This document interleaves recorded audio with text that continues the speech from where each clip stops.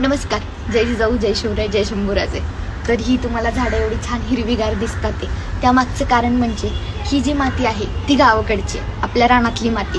आणि त्याचबरोबर ही झाडं एवढी सुंदर येतात ते माती तर पौष्टिक आहे, त्याचबरोबर खत लागतं. आता इथे काही शेणखत भेटणार नाही आपल्याला, तर आपल्या घरातला जो ओला कचरा असतो म्हणजे इकडे बघू शकता भाजीचे देठ, परत आपण आपली काकडी सोडतो त्याच्यापासून निघणारे त्यांच्या साली, त्या बटाट्याची साली, चहापत्ती, सगळ्यात बेस्ट म्हणजे चहापत्ती, ज्याने की असं खत होतं. इथं बघू शकता, इथं मी सगळं टाकलेलं आहे, त्याच्यामुळे बघा किती सुंदर खत झालेलं आहे. आणि तिकडे तो जो टब आहे त्याच्यामध्ये खत बघा किती छान झालेलं आहे, एकदम प्रॉपर.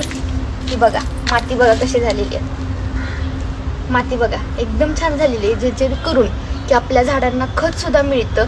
आणि आता ह्याच्यामध्ये हे दिसतंय, इतक्या दिवस मी झाडं लावली नाही आहेत ह्या टबमध्ये, आता मी इथं कोथिंबीर लावणार आहे छानशी अशी पूर्णपणे हिरवीगार.